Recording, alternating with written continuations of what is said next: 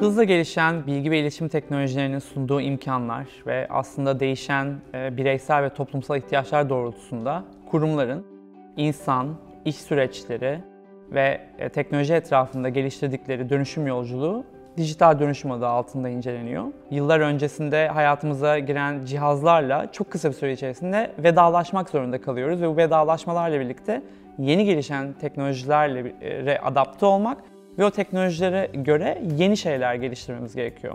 Dolayısıyla bilgi ve iletişim teknolojilerindeki değişiklikler bizim insan olarak doğrudan alışkanlıklarımızı ve adaptasyonumuzu etkiliyor. Değişen toplumsal ihtiyaçlar dediğimizde ise yine insandan yola çıkıyoruz. Dolayısıyla insanların, içinde bulundukları toplumların ihtiyaçlarının değişmesi bizim teknolojiden önce bakmamız gereken bir konu.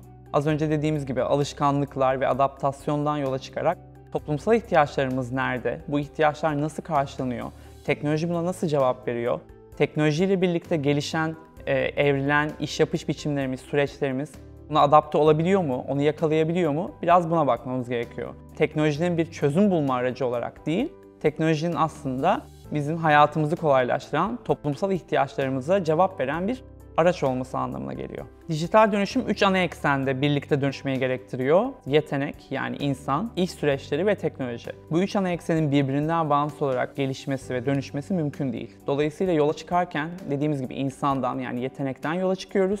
Bunun iş süreçlerini, iş yapış biçimlerini, bizim gündelik iş hayatımızı nasıl etkilediğine bakıyoruz. Ve buradan yola çıkarak da teknolojinin bunu nasıl etkilediğini veya buna nasıl karşılık vereceğini birlikte kurguluyoruz. Aslında sonuç olarak dijital dönüşüm bir organizasyonun, bir kurumun kullanıcılarının ve faydalanıcıların ihtiyaçlarına en doğru şekilde cevap verecek çözümleri bulmak için yeniden icat edilmesidir. Kurumların, organizasyonların bir dijital dönüşüm yolculuğuna başlarken aslında ilk yapmaları gereken şey bir problem tanımı ve tespiti. Bu problemin ne olduğunu anlamak, problemin neden var olduğunu, nasıl çevrelendiğini, hangi insanların bu problem yüzünden belli şeylerden mahrum kaldığını veya belli şeylere erişmekte zorlandığını anlamak bir problemin tespiti için en önemli şey. Dolayısıyla kurumların en çok düştüğü hatalardan biri olan aslında çözümle, teknolojik bir uygulama, araç veya değişimle yola çıkmak yerine yola çıkarken aslında problemi ve problemi yaşayan insanı odağımıza almamız gerekiyor. Dolayısıyla birinci adımımız bu insanı odağına alarak problemi keşfetmek. İkinci adımımız da aslında ortaklıklar kurmamız ve ortak problemleri keşfetmemiz gerekiyor. İş hedefleri, kullanıcı hedefleri, faydalanıcı hedefleri, iş süreçleri, kurumun kendi organizasyonel hedefleri, kişilerin yaşadığı problemlerin arasındaki ortak noktaları bulmamız ve ortak noktaları nasıl birleştireceğimiz ve buradan nereye doğru gitmek istediğimizi keşfetmemiz gerekiyor. Üçüncü olarak biraz da aslında farklı sektörlerden, farklı alanlardan ilham almamız ve onlardan faydalanmamız gerekiyor. Burada en önemli konu gerçekten inovasyonu odağına alarak dönüşümünü başlatmış, belki dönüşümünde iyi bir yol kat etmiş sektörleri bulup o sektörlerdeki iyi örnekler dediğimiz konulardan ilham almak oluyor. Kültür sektörü olarak bizim en büyük düştüğümüz hatalar genelde yaratıcı endüstrilerdeki bize benzer yapılara ve bize benzer organizasyonlara bakmak oluyor ve onlardan ilham almak oluyor. Burada aslında hiçbir şekilde kültür sektörüyle alakası olmayacak bir kurumun dijital dönüşüm yolculuğunda yaptığı bir hamle, attığı bir adım, geliştirdiği bir araç, belki bulduğu bir içgörü bizim için çok doğru, çok bize fayda sağlayacak, bize katma değer getirecek bir girdi olabilir. Dolayısıyla diğer sektörlerden ilham almak için bizim ne gibi içgörü ve girdilere ihtiyacımız var bunu keşfetmek ve kültür sektörü dışarısındaki diğer sektörlere bakıp ilham almamız gerekiyor. Buradan yola çıkarak ise biz nasıl ürettiğimiz katma değeri bir ürün ve servis haline getirebiliriz, 360 derece entegre bir hale getirebiliriz. Bunun için doğru iş modelini geliştirmemiz gerekiyor. Bu iş modeliyle birlikte aslında dijital dönüşüm yolculuğumuz doğru yaklaşımla hiçbir zaman bitmeyecek bir yola giriyor. Dijital dönüşümde aslında bir kurumun dediğimiz gibi teknoloji geliştikçe ve ilerledikçe hiçbir zaman sonlandıramayacağı bir yolculuk. Kurumların dijital dönüşüm yolculuklarına başlamadan önce bir araştırma ve keşfetme adımı yapmaları gerektiğini söyledik. Bu adımda kullanabilecekleri bir dijital dönüşüm matrisimiz var ve bu matriste aslında bir dikey, bir yatay olarak uzun vadeli etki ve kısa vadeli etki ve zor ve kolay olarak iki tane eksenimiz var. Bu eksenlere baktığımızda hem kısa vadeli kazanımlarla içinde bulunduğumuz günü, anı kurtarmak, o anla ilgili bir şey üretmek mümkünken hem de aslında dijital dönüşüm dediğimiz gibi uzun süreçli bir yolculuk olduğu için uzun vadeli etki yaratacak ve dönüşümümüzde gerçekten birer kilit noktası haline gelebilecek kazanımlar elde etmeye şansımız var. Bu ikisi arasında bir tercih yapmak gerekmiyor. Sadece bu ikisi için doğru adımları belirleyip doğru kaynakları ayırmak gerekiyor. Yine burada yatay eksende aslında ele alabileceğimiz kolay ve zor arasında gidip gelen bir düzlemde ise kolay kazanımlar, kolay olarak bizim adapte olabileceğimiz, değiştirebileceğimiz, dönüşebileceğimiz araç ve uygulamalar olmakla birlikte zor bir şekilde gerçekten dönüşebileceğimiz, belki oraya ulaşmak için çok farklı nitelikte kaynaklar ayırmamız gerekecek, farklı şeyleri öğrenmemiz gerekecek adımlar da olabilir. Yine burada bir karar vermek gerekmiyor aslında. Çünkü yatay düzlemde belki bazen zor kararları almak için gereken kaynakları, fırsatları, içgörüleri çok hızlı bir şekilde bulamayacağız. Ama kolay şeyleri, adımları önümüzden çıkarıp belki unumuzu eleyip buradan zor adımlara gidecek adımları tasarlayacağız. Dolayısıyla kısa vadeli etki, uzun vadeli etki dikeyinden zor ve kolay yatay eksenine geçtiğimizde de bu ikisi arasındaki doğru korelasyonu bulmak bizim bu yaklaşımdaki en doğru adımımız olacak. Temelde 6 adımlı bir yolculuktan söz edebiliriz. Birinci olarak yetkinlik kazandırmaları gerekiyor. İkinci olarak adaptasyonu yönetmeleri gerekiyor. Sonrasında strateji geliştirmeleri, büyük veriyi kullanmaları, plan yapmaları ve etkiyi ölçmeleri gerekiyor. Yolculuğun birinci adımı dediğimiz yetkinlik kazandır. Aslında dijital dönüşümde kurumların içerisinde çalışan kişilerin farklı yetkinlik setlerine, farklı bilgi ve donanımlara sahip olmasının kabullenilmesi ve bu insanların arasında bir hizalanma olmasının hedeflenmesi. Her birinin aynı yetkinlik seviyesinde olması değil, yetkinliklerin hizalanmasını amaçlıyoruz.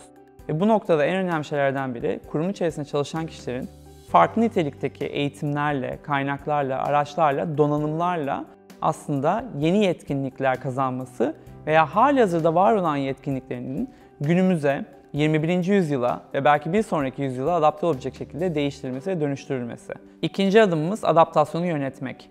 Ekibin kazanacağı yetkinlikler kadar önemli olan bir konuda bu yetkinliklerin onlara ve aslında kurumun faydalanıcılarına ne getireceğini görülmesi. İnsanların değişen ihtiyaçları, bu ihtiyaçlara karşın o kadar da hızlı değişmeyen alışkanlıkları ve beraberinde getirdiği zorlukların bu adaptasyon sürecinde iyi yönetilmesi gerekiyor. Burada önemli olan şey aslında kurumun içerisinde çalışan kişilerle kurumun dışarısından çalıştığınız paydaşların, kullandığınız araçların, yöntemlerin birlikte bir adaptasyon sürecine girmesi. Yolculuğun üçüncü adımı strateji geliştirmek. Yetkinlik kazandık, uyumlarımızı sağladık, adaptasyonumuzu yönettik. Şimdi sırada stratejimizi geliştirmek var. Strateji geliştirmeden tasarım ve uygulama adımlarına geçemeyiz. Strateji geliştirmek aslında geniş ve kapsamlı bir süreç. Zira burada sadece bir sosyal medya stratejisinden, bir teknolojik altyapı stratejisinden, izleyici geliştirme stratejisinden bahsetmiyoruz. Bütüncül, 360 derece kurumun tüm paydaşlarını ve tüm aslında kullanıcılarını odağına alan bir stratejiden, bütüncül bir yaklaşımdan bahsediyoruz. Yolculuğun dördüncü adımı büyük veriyi kullanmak. Büyük veri dediğimizde genelde kültür sektöründe biraz gözler korkuyor. Ancak burada önemli olan konu hangi veriyi işliyoruz, hangi verileri tutuyoruz, hangi verilerle vedalaşabiliyoruz, hangi verileri neden topluyoruz ve bu verilerden ne öğreniyoruz. Biraz veriye dayalı karar alma ve aslında veriye dayalı adım atma burada kültür sektörü için önemli bir konu. Beşinci adımımız plan yap. Az önceki strateji geliştirme adımından sonra aslında o stratejiyi hayata geçirmek için başlayacağımız tasarım yolculuğunun adımı bu. Plan yaparken kurumun hem kendi çalışanlarını yani yeteneklerini hem de kullanıcılarını ve faydalanıcılarını odağına alması gerekiyor. Plan yapma adımında az önceki konuştuğumuz matristen de yararlanarak aslında hangi sistemleri, hangi araçları, hangi yöntemleri, hangi metodolojileri kullanacağımıza karar vermemiz ve bunlar arasındaki doğru ilişkilenmeyi yapmamız gerekiyor. Neyi yaptığımız kadar neyi de yapmadığımız, neyi yapmaktan vazgeçtiğimiz, neyi yapmayı ertelediğimiz, neyi yapmanın bize ne getireceğini ölçümlememiz bu aşamada en önemli konulardan biri. Yolculuğun 6. ve son adımı etkiyi ölçmek. Son yıllarda özellikle etki ölçümü çokça üzerinde durduğumuz kavramlardan biri. Dolayısıyla dijital dönüşümde de bu dönüşümdeki aslında faydalanıcıların ne kazandığı, kurumun içerisinde çalışanların, kişilerin, organizasyonun hedeflerine nasıl ulaştığı, bu hedeflerle dijital dönüşümü birbirine nasıl bağlandığı en önemli konularımızdan biri. Etkiyi ölç adımını bir yolculuğun son noktası olarak düşünmeyelim. Çünkü bu yolculuk sürekli devam eden bir aşama. Ve bu yolculukta etkiyi ölçtükten sonra tekrar başa dönüp aslında yeni yetkinlikler kazanmamız gerektiği, yeni şeylere adapte olmamız gerektiği, belki yeni stratejiler yapmamız gerektiği, bu stratejilerde eksik verilere sahip olduğumuz, belki bu verileri kullanarak yeterli nitelikte planlar yapamadığımız ve bu planlardan sonra doğru etkiyi elde edemediğimiz sonucu ortaya çıkacak. Çalışmalarında kültür kurumları aslında dijital dönüşüm hedeflerine ve kendi stratejik hedeflerine yönelik farklı nitelikte iş paketleri seçebilirler. Fakat burada yine 4 tane ana başlıkta bu iş paketlerini ele alabiliriz. Burada birinci başlığımız iş yönetimi. İş yönetimi dediğimizde aslında kurumların proje yönetimleri, süreç yönetimleri, ekip yönetimleri bu kapsamda ele alınabilir. İkinci başlığımız topluluk ve etkileşim. Zaten kültür kurumlarının en aşina olduğu konulardan biri aslında sosyal medya ile birlikte belki de son 10 yıldır topluluk ve etkileşim üzerine çalışmaları. Yine dijital dönüşümde bunun daha nitelikli bir şekilde yapılması ve kullanıcıların topluluğa dönüştürülmesi mümkün. Bir diğer başlığımız ise birlikte çalışma. Birlikte çalışma aslında ne yazık ki çok göz ardı edilen bir konu. Ancak bilgi yönetimi, yetenek yönetimi, çalışanlar arasındaki etkileşim, bunun karar alma süreçlerine ve veri üretimine yönelik etkileri gerçekten de çok önemli. Bir diğer konumuz ise karar alma. İşte az önce bahsettiğimiz veriye dayalı karar alma konusu da dijital dönüşümle birlikte mümkün. Biz hangi verileri öğreniyoruz? Bu verilerden nasıl içveri elde ediyoruz? Hangi ağlar arasında haritalama yapıyoruz? Ne gibi bir veri tabanına sahibiz? Bu veri tabanından hangi verileri işliyoruz? Ve bu verilerden dolayı nasıl kararlar alıyoruz? Yine dijital dönüşümde önemli iş paketlerinden biri olan karar almanın başlıkları arasında. Dijital dönüşümün kültür sektöründeki yansımalarına baktığımızda ağırlıklı olarak aslında son kullanıcı yani faydalanıcı dediğimiz alandaki çalışmaları gözlemliyoruz. Burada önemli olan konulardan biri genelde kültür sektöründeki kurumların, organizasyonların işin biraz daha iletişim, faydalanıcı memnuniyeti, işte PR diyebileceğimiz alanlarında oynuyor olması. Yani genelde ortaya çıkan projeler, yaklaşımlar, üretilen ürünler veya servisler hep son kullanıcı veya faydalanıcının yeni bir teknolojiyi veya var olan teknolojinin farklı bir şekilde kullanımını deneyimlemesi üzerine oluyor. Yani bir internet sitesinin yeniden tasarlanıp uygulanması, yeni bir mobil uygulamanın hayata geçirilmesi, belki ortaya çıkan yeni, gelişmekte olan bir teknolojinin bir sergide veya bir konserde deneyimlenmesi bizim genelde kültür sektöründe sıkça gördüğümüz uygulamalar. Ancak burada önemli olan konu aslında dijital dönüşümün işte o arkada işin mutfağındaki görünmeyen yüzünün biraz daha fazla ele alınmasının gerekliliği. Kültür kurumlarının, organizasyonların, çalışanlarının dijital teknolojiler konusunda ne gibi yetkinlikler kazandığı, neler öğrendiği, bu öğrendiklerini kurumun iç ve dış paydaşlarıyla nasıl paylaştığı, iş yapış süreçlerinde ve aslında çalışmalarında neyin nasıl etkilendiği, ortaya çıkan bütün verilerin ve içgörülerin bu karar almalarda, organizasyonun kendi stratejilerinde ve hedeflerinde neleri değiştirdiği biraz daha kültür sektöründe ne yazık ki arka planda kalıyor. Dijitalleşme dalgası aslında kültür sektöründe de son 2 yılda özellikle büyük bir ivme kazandırdı. Bu dijital dönüşümün peşinde koşan kurumlar, pandeminin getirdiği zorunluluklarla birlikte birçok adım atmak zorunda kaldı. Burada aslında son 2 yıldır izleyicilerle birlikte değişen, dönüşen alışkanlıklar, bir konser izleme deneyimi, bir müzik tüketme deneyimi, bir sergi gezme deneyimi kültür kurumlarında ister istemez bazı şeyleri tekrar gözden geçirme, yeni uygulamalara gitme veya yeni yetkinlikler, yeni araçlar öğrenme yoluna itti.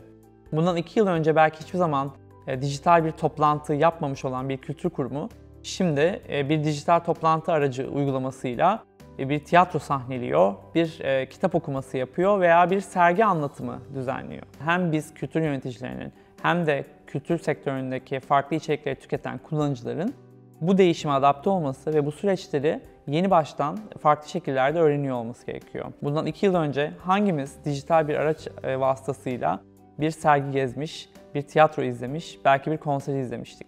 Ama bundan belki 10 yıl önce yine dünyadan önemli saygın klasik müzik topluluklarından biri bunun geleceğini görmüştü ve buraya yatırımını yapmıştı. Pandeminin de bize son 2 yılda öğrettiği gibi kültürel alandaki dijital dönüşüm artık bir seçenek olmaktan çıkıp bir zorunluluk haline geldi. Dolayısıyla kültür sektörünün de artık dijital dönüşüme girsek mi, nasıl girsek, hangi adımla başlasak, nereden yola çıksak demek gibi bir lüksü yok. Artık geldi, zamanı ve adım atmanız gerekiyor. Dijital dönüşüm burada ve sizi bekliyor.